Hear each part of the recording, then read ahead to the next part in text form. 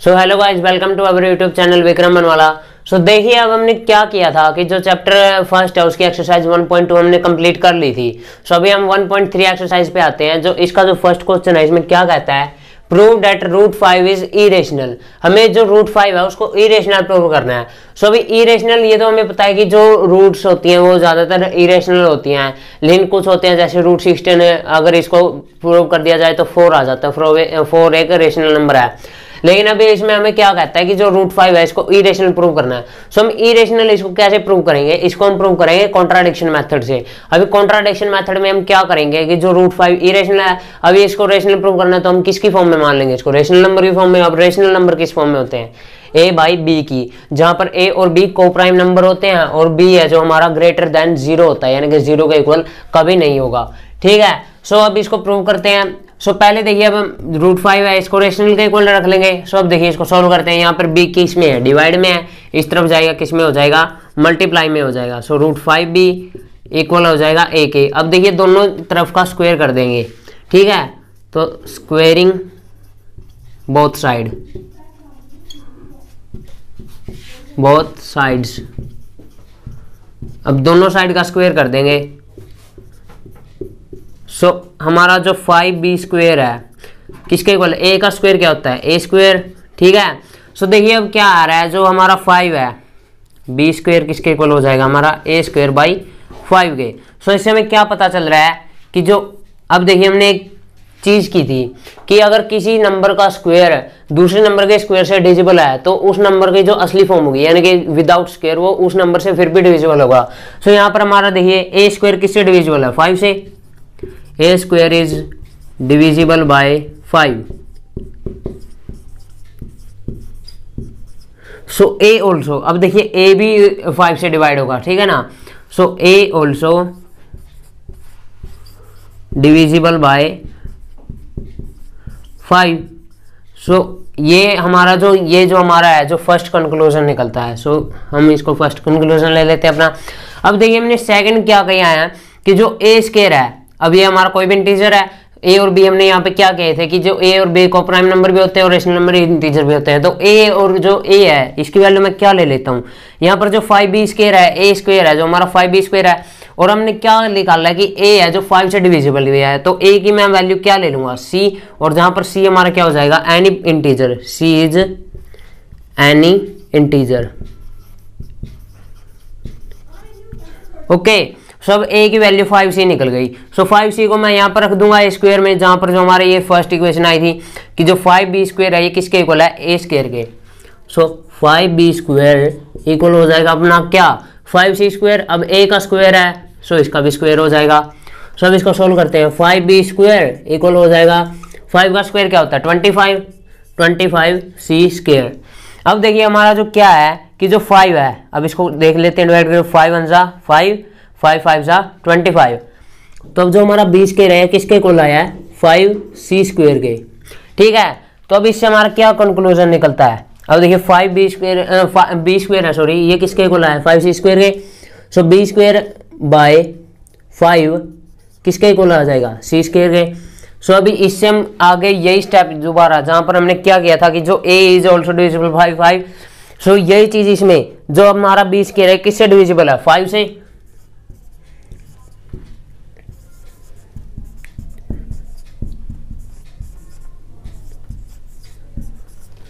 सो जब b square divisible है 5 से, तो b भी क्या किससे डिविजिबल होगा, 5 से। सो b ऑल्सो डिविजिबल बाय 5। ठीक है। सो अब देखिए b और a ये हमने क्या लिए थे कि ये कोप्राइम नंबर है, लेकिन कोप्राइम नंबर्स का तो 1 कॉमन फैक्टर होता है, लेकिन यहाँ पर कॉमन फैक्टर a और b का क्या निकल के आ रहा है, 5 निकल के आ रहा है। सो मैं इसको यहाँ पे लिख देता हूं, it is arisen of our incorrect contradiction।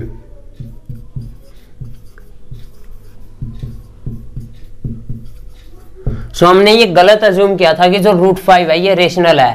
सो ये इनको यानी कि जो विरोधाभास है उसके कारण हुआ था। सो यहाँ पर रूट 5 क्या हो जाएगी, सो रूट 5 इज इरेशनल। इसलिए रूट 5 है जो इरेशनल साबित हो जाती है। क्यों? क्योंकि हमने देखिए रेशनल नंबर की क्या खासियत होती है कि जो ए और बी की फॉर्म में होते हैं, और देखिए दूसरी बात जो ए और बी है वो कोप्राइम नंबर होते हैं। सो हमने देखा कि यहाँ पर जो रूट 5 है इसको जब हम ए बाई बी की फॉर्म में पुट करते हैं तो हमारा देखिए जो ए और बी है इन दोनों का सिर्फ 1 ही कॉमन फैक्टर होना चाहिए, लेकिन यहाँ पर इनका कॉमन फैक्टर क्या निकल के आ रहा है? यहाँ पर इनका कॉमन फैक्टर निकल के आ रहा है 5। तो यहाँ पर अगर कोप्राइम नंबर है, कोप्राइम नंबर का कॉमन फैक्टर 1 होता है, लेकिन यहाँ पर 5 निकल के आया। गलत मेथड यूज किया है कि रूट 5 है जो रेशनल है। सो रूट 5 क्या हो जाती है? अगर रेशनल नहीं है तो ये इरेशनल हो जाती है। ठीक है, सो इसके कारण हुआ है सब कुछ। सो ये था हमारा क्वेश्चन नंबर फर्स्ट। अब बढ़ते हैं सेकंड क्वेश्चन की ओर। सो गाइस अब आते हैं हम 1.3 के क्वेश्चन नंबर 2 पे। क्वेश्चन नंबर 2 में क्या क्या गया है कि prove that 3 + 2 root 5 is irrational. अब हमने देखिए पहला क्वेश्चन किया था इस एक्सरसाइज का, उसमें क्या था? हमको रूट 5 को इरेशनल प्रूव करना था। अब इसमें क्या है? 3 + 2 रूट 5 है, इसको इरेशनल प्रूव करना है। सो ऐसे समय हम क्या करते हैं, हमारा रॉन्ग कॉन्ट्राडिक्शन लेते हैं हम हमेशा। सो इसमें भी क्या करेंगे हम? 3 + 2 रूट 5 इज इरेशनल। ये दो स्टेप तो हमेशा सारे जो ऐसे इस तरीके के सम होते हैं इनमें ये दो स्टेप हमेशा मिलेंगे कि पहले हम जो संख्या दी गई है उसको हम रेशनल मांग ले, उसके बाद अब कोई भी रेशनल नंबर है वो किसकी फॉर्म में होता है? ए बाई बी की, जहां पर ए और बी कोई इंटीजर्स होते हैं और बी हमारा क्या होता है? जो 0 के इक्वल नहीं होता है, और ए और बी कोप्राइम नंबर भी होते हैं इसी के साथ साथ। तो अब इसको वैसे करते हैं। अब देखिए जो मैंने ये पहले ही लिख रखी थी ताकि आपके जो टाइम है उसकी वेस्टेज ना हो। सो अब देखिए 3 + 2 रूट 5 इक्वल है ए बाई बी के। सो अब 3 यहाँ पर प्लस का है, सो इस इक्वेशन को सोल्व कर लेते हैं। 2 root 5 a by b, 3 plus का है, सो इस तरफ क्या हो जाएगा? माइनस का। सो अब 2 रूट 5 इसको हम सोल्व कर लेते हैं। अब एलसीएम क्या आता है 3 का? देखिए 3 के नीचे 1 लगा लेते हैं, कुछ नहीं है। तो अब इनका एलसीएम क्या आता है? बी। अब बी है, यहाँ पर भी बी है, तो यहाँ पर सेम संख्या उतर जाएगी ए। अब देखिए 1 को जब हम b को 1 से डिवाइड करते हैं कितना आता है? b, और जब b की मल्टीप्लाई 3 से कर देते हैं तो कितना आता है? 3b। सब इसको कर लेते हैं। अब देखिए 2 है, यहाँ पर मल्टीप्लाई में है, सो इस तरफ जाकर कितने में हो जाएगा? डिवाइड में। सो a - 3b बाय 2b। अब देखिए हमने क्या लिया था यहाँ पर कि जो a और b है वो इंटीजर्स हैं। अब इंटीजर्स क्या होते हैं? इंटीजर्स सभी रेशनल नंबर होते हैं। सो अभी उसी मेथड का यूज करके हम इसको सोल्व करेंगे। So a and b are integers and all integers are rational number।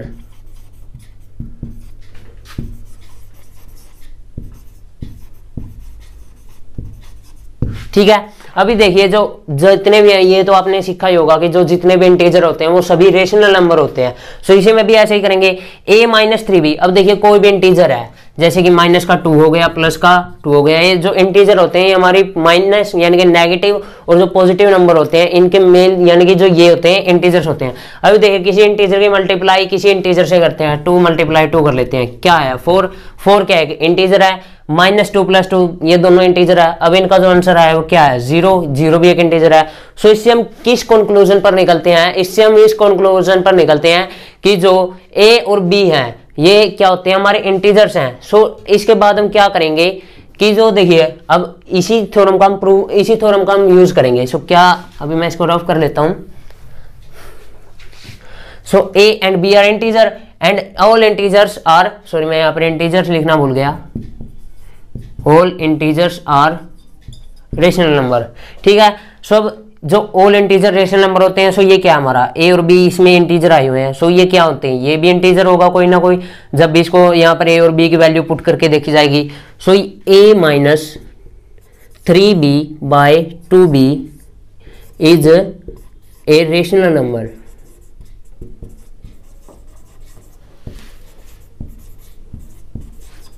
अभी देखिए मैंने क्या कहा था कि जब भी किसी इंटीजर की मल्टीप्लाई इंटीजर से करते हैं तो इंटीजर ही आता है, या डिवाइड करते हैं इंटीजर आता है।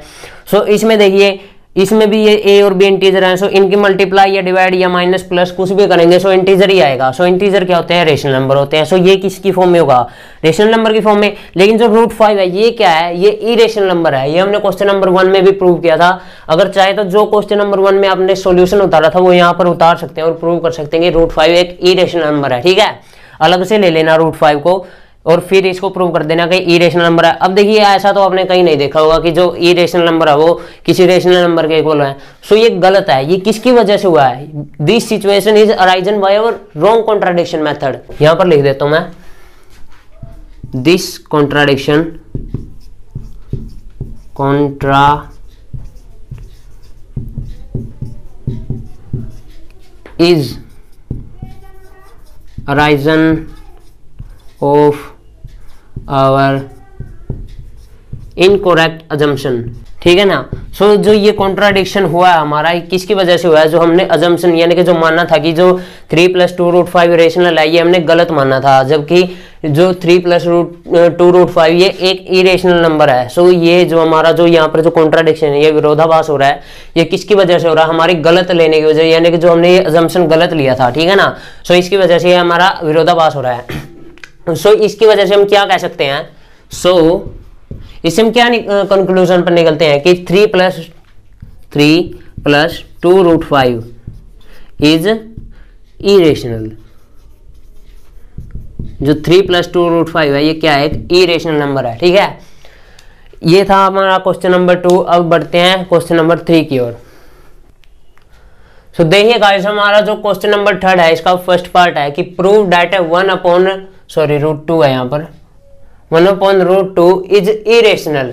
जो इसमें क्या कहा गया, जो फर्स्ट पार्ट है इसमें कहा गया 1/√2 है जो हमारा इरेशनल है। सो वही हमारी पुरानी 2 स्टेप्स है कि हम पहले तो इसको अज्यूम कर लेंगे ये रेशनल है, उसके बाद अगर रेशनल है सो a/b की फॉर्म में होगा, और a/b की फॉर्म में होगा तो a और b कोई भी 2 इंटीजर्स होंगे, और b की वैल्यू है जो 0 या 1 नहीं होगी। सो अभी इसको कर लेते हैं सोल्व। सो देखिए क्रॉस मल्टीप्लाई कर देते हैं इन दोनों की, b की 1 के साथ b और a की √2 के साथ कितनी आई, √2a। अब देखिए a यहाँ पर मल्टीप्लाई में इस तरफ आ जाएगा तो क्या हो जाएगा, डिवाइड में, b/a इक्वल क्या हो जाएगा, √2 में। अब देखिए b/a है यानी कि फ्रैक्शनल फॉर्म में है। अब देखिए b/a is in the form of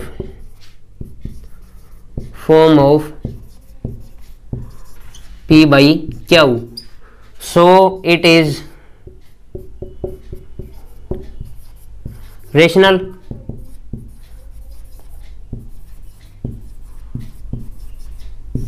देखिए अब जो b/a है ये हमारी किसकी फॉर्म में है, p/q की फॉर्म में। देखिए अब यहाँ पर जो कोई भी रेशनल नंबर होते हैं ये p/q की फॉर्म में, मतलब किसी भी फॉर्म में हो सकते हैं, a/b की ऐसी जरूरत नहीं होती है, ठीक है ना। सो अब देखिए b/a हमारी p/q की फॉर्म में है, सो इसको ये क्या होगा, रेशनल नंबर होगा। सो अब देख लीजिए जो √2 है, लेकिन जो √2 है ये क्या हमारा इरेशनल है, ये हमने देखा भी है, थ्योरम भी दी हुई है इसमें जिसमें √2 को इरेशनल प्रूव किया हुआ है। सो अब देखिए अगर आप √2 को इरेशनल प्रूव करना चाहते हैं तो अलग से ले सकते हैं कि लेट √2 इक्वल रेशनल है, और अगर रेशनल है सो जैसे हमने क्वेश्चन नंबर 1 में किया हो वैसा ही कर लेना। सो अब देखिए अगर √2 इरेशनल है और b/a रेशनल है, अब ऐसा तो नहीं हो सकता कि कोई रेशनल नंबर इरेशनल के इक्वल हो, यानी कि जो कोई रेशनल नंबर इरेशनल नंबर के इक्वल कभी नहीं हो सकता। सो ऐसा ही हमारा, तो ये किसकी वजह से हुआ है, ये हमारे रॉन्ग कॉन्ट्राडिक्शन की वजह से अराइज हुआ है। सो दिस कॉन्ट्राडिक्शन, जो ये विरोधाभास है हमारा, contradiction is arisen of because of our incorrect assumption. Incorrect assumption मतलब हमने क्या अज्यूम किया था कि जो 1/√2 है ये रेशनल है, ये हमारा इनकोरेक्ट है, ये हमने गलत अज्यूम किया था कि जो 1/√2 है ये हमारा रेशनल है। क्यों, 1/√2 तो इरेशनल है, ठीक है ना, ये हमने प्रूव कर दिया।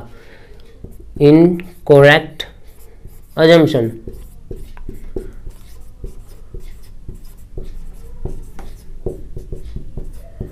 ठीक है।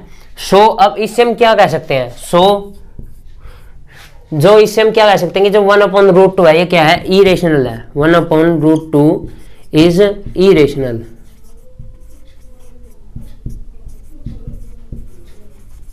ठीक है ना। सो ये था हमारा क्वेश्चन नंबर 3 का ए पार्ट। अब बढ़ते हैं बी पार्ट की ओर। सो फ्रेंड्स अब आता है हमारा क्वेश्चन 3 का बी पार्ट 1.3 एक्सरसाइज का।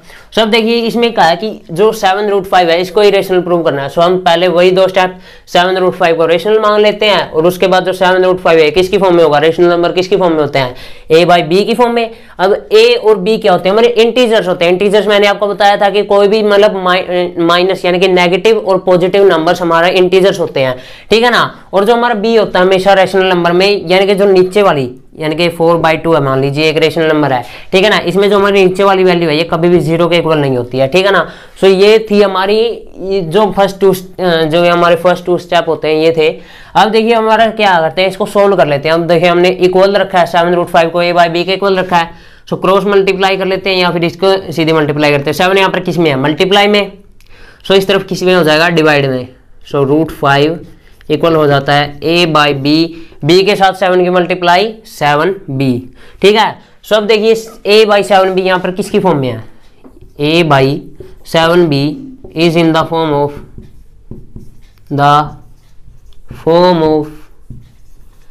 p/q, यानी कि रेशनल नंबर की फॉर्म में है। a/7b है ये हमारा रेशनल नंबर की फॉर्म में है, सो इट इज रेशनल।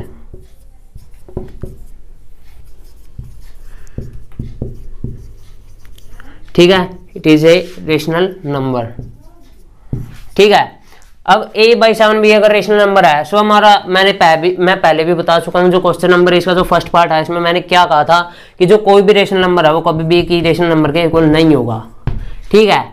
सो अब देखते हैं हमारा जो √5 है ये इरेशनल है, ये हम प्रूव भी कर चुके हैं। और अगर आपको करना है सो अलग से ले सकते हो आप इसको, जो क्वेश्चन नंबर फर्स्ट है इसका 1.3 एक्सरसाइज का जो उसका सॉल्यूशन है वो सेम टू सेम यहीं पर रख दीजिएगा, ठीक है। अब उसके बाद जो ये हमारा जो विरोधाभास है, यानी कि जो ये कॉन्ट्राडिक्शन है, किसकी वजह से हुआ, हमारा इनकरेक्ट अजम्पशन, यानी कि जो हमने इनकरेक्ट माना था कि जो 7√5 है ये रेशनल है, ये हमने गलत लिया था क्यों, जो 7√5 है ये इरेशनल है। सो दिस कॉन्ट्राडिक्शन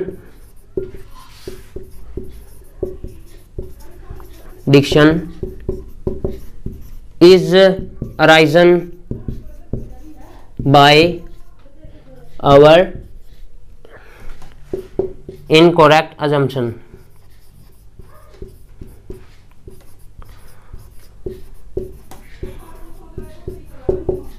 ठीक है ना। अब देखिए इनकरेक्ट अजम्पशन क्या लिया था कि हमने 7√5 है ये रेशनल है, अब रेशनल नहीं है, सो ये क्या है, सो 7√5 इज इरेशनल,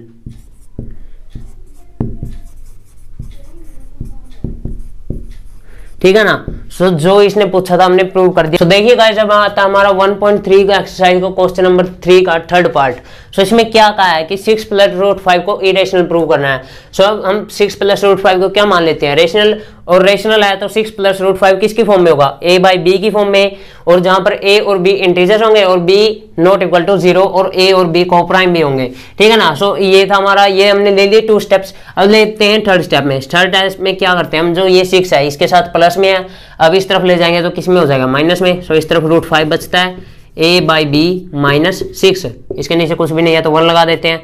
√5 इक्वल किसके हो जाएगा, b, इसका एलसीएम हो जाता है, b और 1 का एलसीएम b होगा। सो यहाँ पर भी है, यहाँ पर भी है, सो a ऐसे का ऐसे।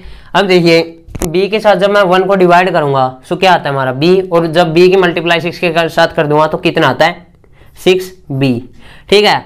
अब √5 किसके इक्वल हो जाता है, a - 6b अपॉन में b के, ठीक है। अब क्या होता है, जो ये क्या है, जो a - 6b अपॉन में b, ये किसकी फॉर्म में है, p/q की फॉर्म में। सो a - 6b अपॉन में b is in the form of p/q, so it is rational but √5, लेकिन जो √5 है क्या है हमारा, इरेशनल है, ये हम इसको पहले भी प्रूव कर चुके हैं, बट √5 इज इरेशनल, ठीक है ना। सो कभी भी जो रेशनल नंबर है किसी इरेशनल नंबर के इक्वल नहीं होता। सो ये जो हमारा जो विरोधाभास है ये किसकी वजह से हो रहा है, हमने इनकरेक्ट अजम्पशन, यानी कि जो हमने 6 + √5 को रेशनल माना था ये हमने गलत माना था, ठीक है ना। सो अब लिख देते हैं यहाँ पर, so this contradiction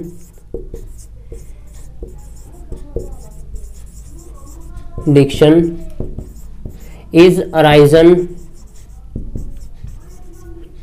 of our because of our incorrect assumption,